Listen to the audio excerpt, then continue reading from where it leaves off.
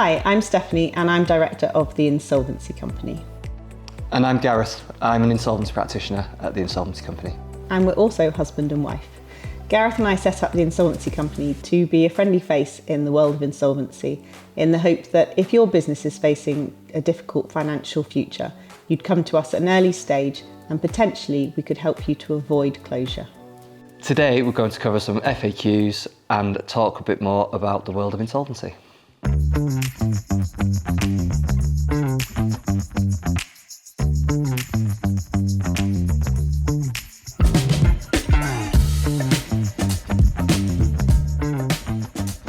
Do you think that that some businesses took advantage of the bounce back loan? Certainly, yeah.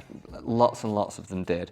You were only supposed to take the bounce back loan if you still had a viable business, but I've seen lots of businesses that were technically already insolvent, that should have been closing, that took out a bounce back loan and were able to keep going for a while longer because of that. I think it's more the ones I was thinking, the ones that sort of overstated, their turnover. Was it based on turnover? Yes, it was based on 2019 turnover, and yeah, some people were quite creative with how they presented their figures. Yes. Yeah. So if you have done something like that, like as a director, could you get into trouble, and what tends to be the implication of things like that?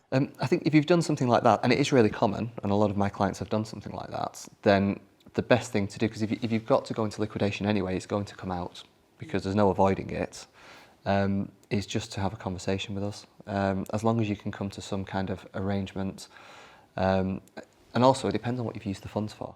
So like an arrangement to repay, or to repay some of it, yeah, that you shouldn't have taken out, or if you've come to an accommodation with the liquidator, then the insolvency service, who tend to investigate directors' conduct, don't really get involved. Okay, so as long as you kind of say, look, I'm going to try and repay and make an arrangement.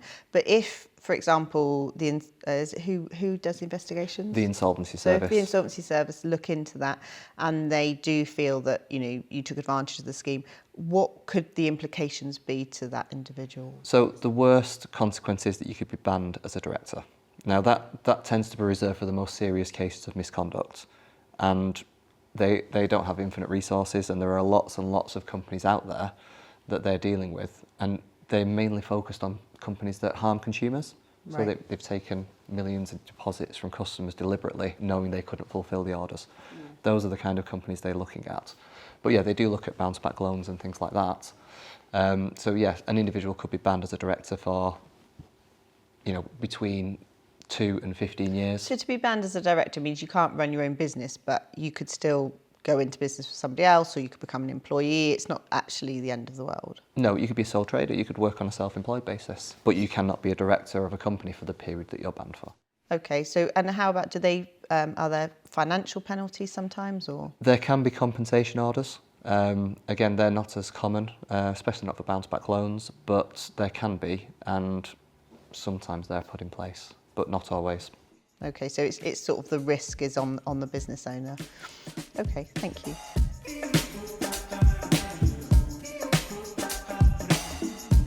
If a business comes to you and that you decide that the best route is for them to liquidate the company, can the director run a business again, or how does it impact them? Okay, so companies in the UK, limited companies, have limited liability. So that means that it's effectively its own legal entity. It's classed as a person in the eyes of the law. So when that business closes, that business dies. It doesn't mean that the director cannot have other businesses. So that business is totally separate from the director. Right. So a business owner can run multiple businesses. Entrepreneurs might have 5, 10, 15 companies on company's house. They're the director of all of them. One of those businesses might fail. It doesn't stop them acting on the other businesses. So long as they don't get banned as a director for doing anything, so as long as they are behaving ethically, doing everything in best interest, seeking the advice of an insolvency practitioner, they can then start again. Yeah, so as I said earlier, that anyone that is disqualified or banned as a director, it has to be something pretty serious, and yeah, you can't be a director in that situation. But other than that, you can go again. You can set up another business. A lot of the clients that come to us have really good businesses that would be profitable, but they've got this, something has happened in the past. It might be that they had a supplier a large customer that didn't pay, or COVID, caused them to create a lot of debt. Without that debt, the business is profitable. Yeah, so there's like lots of businesses recently, they've had supply chain issues, haven't they, and things like that, and then it affects or you lose your customer base, or something happens that was almost like it wasn't something that would happen again, or you could prepare for. And so actually, if they can be given a second chance, like another lifeline, then they can have a go again.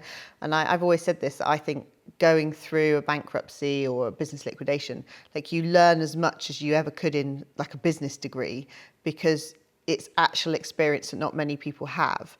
And by having been through that, I mean, there's so many, I think in America, it's really common to have gone through it, and it's actually almost celebrated because of what you learn. And because of that experience, it means that next time you run a business, you're even better informed than the last time. Yeah. So whilst it's not, obviously nobody wants to be in that position, but if you are there and you can use it as like a springboard platform to your next venture, to the next steps, then actually I think it can be positive. But the sooner, it's almost like you have to go through that process, and having someone like you to hold their hand through that and guide them through it, obviously, to make sure it's all done properly, will allow them to then take the next steps and potentially look at what went wrong so they can learn from that and then not make the same mistakes again. Yeah. So already you're better informed, aren't you? Yeah, and as long as they follow the correct process, there's nothing to stop them. Like I say, a lot of our clients do this. They will close that business down, it will go into liquidation, and they will open up a business doing exactly the same trade. And it may even have the same name if they've purchased the brand from the previous company. Can you buy like the website and the name? Like, how does that work? Yeah, you can buy it from the liquidation, and it's got to be purchased for fair value. So as long as it's done in the correct way, following the correct process, and a liquidator's job is to sell the company's assets. So it's my duty to try and sell the company's brand if I can. So a director purchasing that and then using that in a new company is entirely acceptable.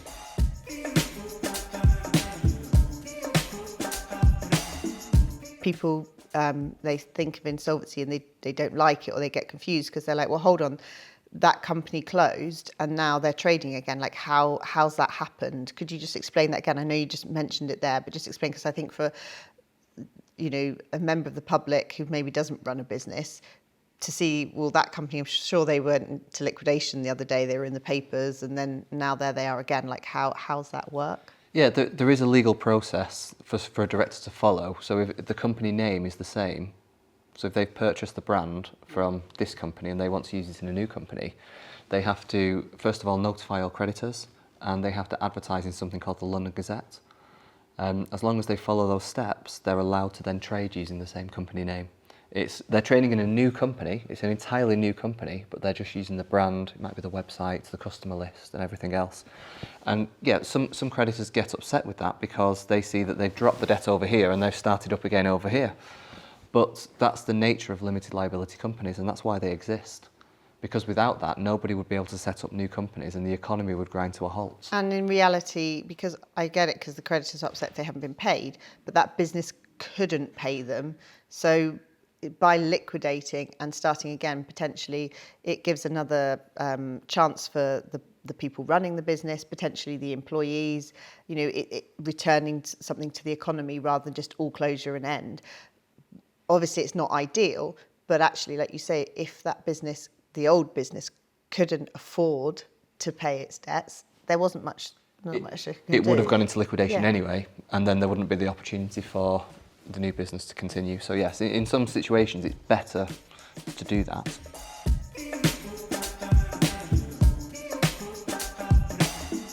So you can choose to close your business because you see things going wrong, or sometimes it can be forced upon you. So what's the difference? Yeah, so there are two types of liquidation. There is voluntary liquidation and compulsory liquidation. Voluntary is when the director or the shareholders instigate that process.